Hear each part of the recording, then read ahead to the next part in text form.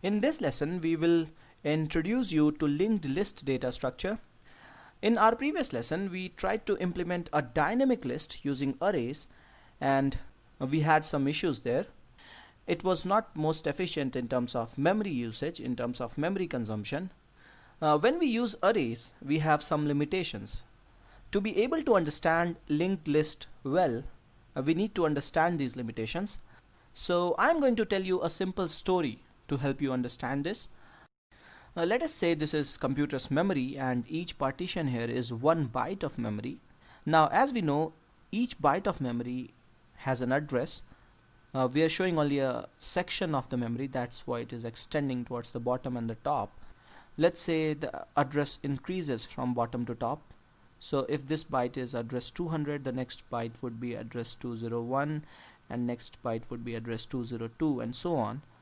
What I want to do is I want to draw this memory from left to right horizontally instead of drawing it from bottom to top like this. This looks better. Let's say this byte here is address 200, and as we go towards the right, the address increases. So this is like 201, and we go on like 202, 203, and so on. It doesn't really matter whether we show memory from bottom to top or left to right. These are just logical ways to look at the memory. So coming back to our story, memory is a crucial resource and all the applications keep asking for it. So Mr. Computer has given this job of managing the memory to one of his components, to one of his guys, who he calls the memory manager. Now this guy keeps track of what part of the memory is free and what part of the memory is allocated, and anyone who needs memory to store something needs to talk to this guy. Albert is our programmer and he is building an application. He needs to store some data in the memory, so he needs to talk to the memory manager. He can talk to the memory manager in a high level language like C. Let us say that he is using C to talk to the memory manager. First he wants to store an integer in the memory. So he communicates this to memory manager by declaring an integer variable, something like this. The memory manager sees this declaration and he says that okay, you need to store an integer variable, so I need to give you 4 bytes of memory, because integer variable is stored in 4 bytes in a typical architecture. And let us say in this architecture it is stored in 4 bytes. So the memory manager looks for 4 bytes of free space in the memory and assigns it or allocates it for variable x. Address of a block of memory is the address of the first byte in the memory. So let us say this first byte of memory here is at address 217. So variable x is at address 217. So memory manager kind of communicates it back to Albert that hey, I have assigned address 217 for your variable x. You can store whatever you want there, and Albert can fill in any data into this variable. Now Albert needs to store a list of integers, a list of numbers, and he thinks that the maximum number of integers in this list will be 4. So he asks the memory manager for an integer array of size 4 named A. Now array is always stored in memory as one contiguous block of memory. So memory manager is like, okay, I need to look for a block of memory of 16 bytes for this variable, this array A. So the memory manager allocates this block starting address 201 and ending address 216 for this variable A, which is an array of 4 integers. Because array is stored as one contiguous block of memory and memory manager conveys the starting address of this block, whenever Albert tries to access any of the elements in the array, let's say he tries to write some value at the 4th element in the array, which he accesses as A3, Albert's application knows where to write this particular value because it knows the base address, the starting address of the block A, the array A, and from base address, using the index which is 3 here, it calculates the address of A3. So it knows that A3 is at address 213. So to access any of the elements in the array, the application takes constant time. And this is one awesome thing about arrays, that irrespective of the size of the arrays, an application can access any of the elements in the array in constant time. Now let's say Albert uses this array of 4 integers to store his list. So I'll fill in some values here at these positions. Let's say this is 8, this is 2, this is 6, this is 5, this is 4. Now Albert at some point feels that, okay, I need to have one more element in this list. Now he has declared an array of size 4 and he wants to add a 5th element in the array. So he asks the memory manager that, hey, I want to extend my array A. Is it possible to do so? I want to extend the same block. And the memory manager is like, when I allocate memory for an array, I do not expect that you will ask for an extension. So I use whatever memory is available adjacent to that block for other variables. In some cases I may extend the same block, but in this case I have an element and a variable x next to your block, so I cannot give you an extension. So Albert is like, what all options do I have?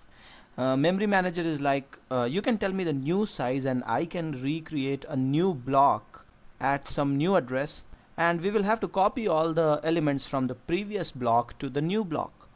So Albert says that, okay, let's do it. But the memory manager is like, you still need to give me the size of the new block.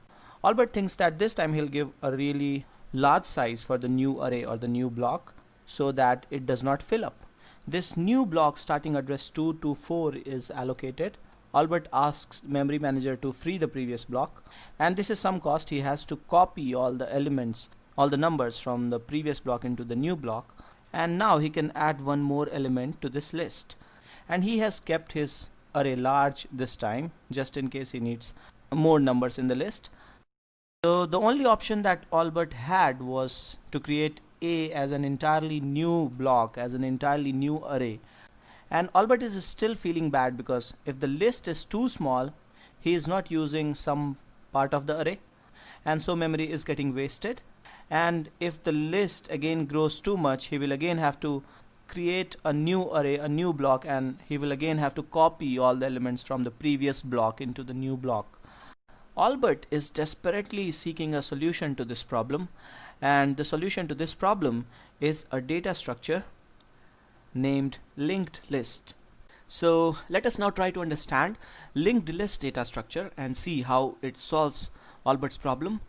What Albert can do is that instead of asking the memory manager for an array, which will be one large contiguous block of memory, he can ask memory for one unit of data at a time, for one element at a time in a separate request.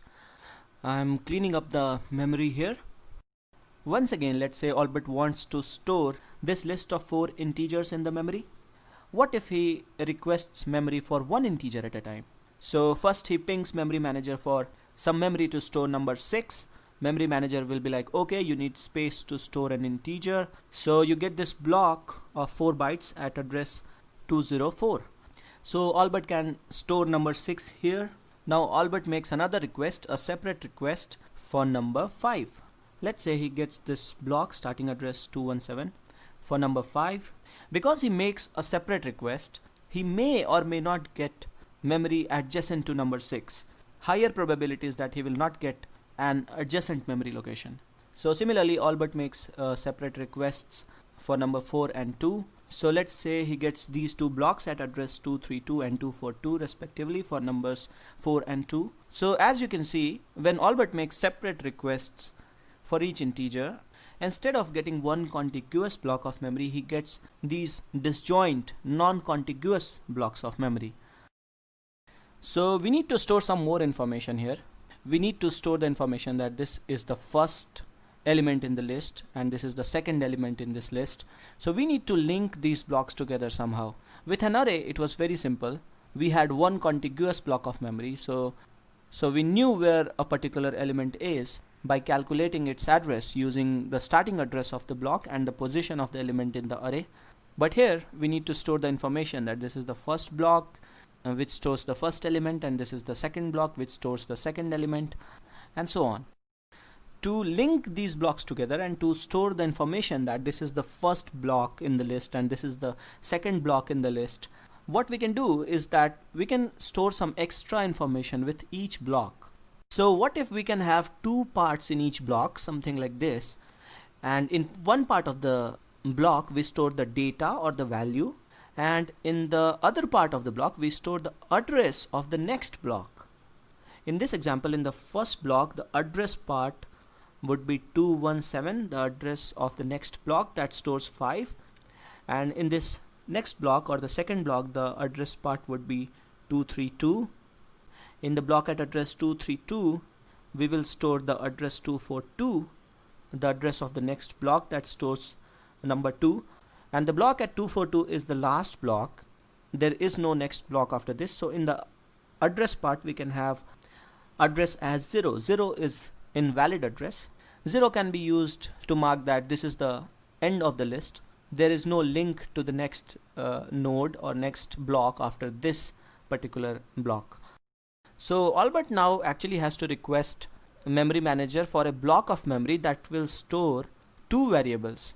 One, an integer variable that will store the value of our element, and one, a pointer variable that will store the address of the next block or the next node in the list. In C, he can define a type named node like this. He will have two fields in the node, one to store the data. This field will be an integer, and one more field to store the address of the next node in the list. So Albert will ask a node.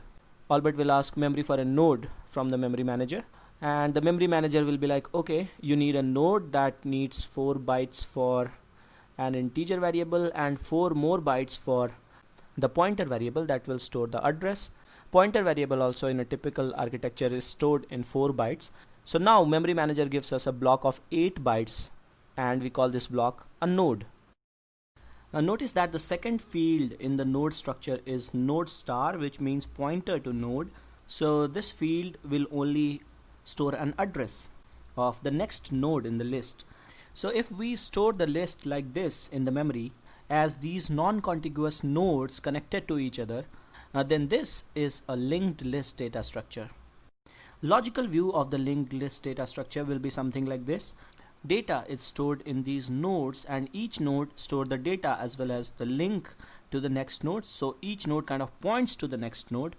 The first node is also called the head node, and the only information about the list that we keep all the time is address of the head node or address of the first node. So address of the head node kind of gives us access to the complete list.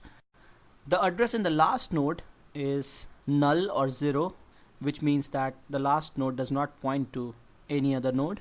Now if we want to traverse the linked list, the only way to do it is we start at the head, we go to the first guy, and then we ask the first guy the address of the next guy, address of the next node, and then we go to the next node and ask the address of the next node. And this is the only way to access the elements in the linked list. If we want to insert a node in the linked list, let's say we want to add number 3 at the end of the linked list, then all we need to do is first create a node in the linked list. Create a node independently and separately. It will get some memory location. So we created this node with value 3. Now all we need to do is fill the address properly, adjust these links properly. So the address of this particular node will be filled in this node with value 2, and this node, the address part can be null, so it is the last node. It does not point to any other node. Let's also show this these nodes in the memory here. So I've written the address of each node in brown at top of these nodes, and I've also filled in this address field of each node.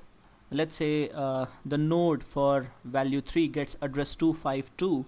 So this is how things will be in the memory, and this is how the logical view will be.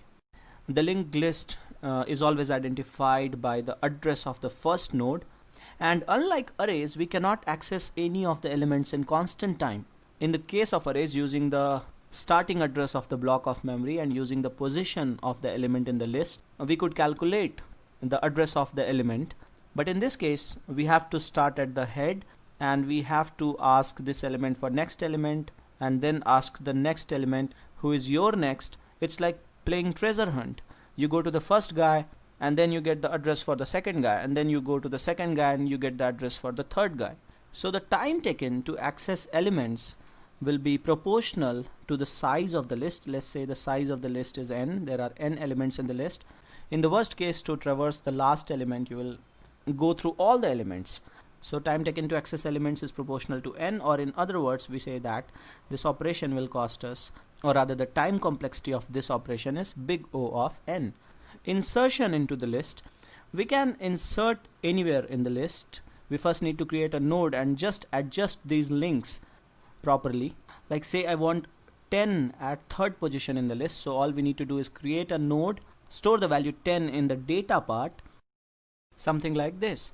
Let's say we get the node 10 at address 310. So we will adjust the address field in the second node to point to this node with address 310, and this node will point to the node with value 4.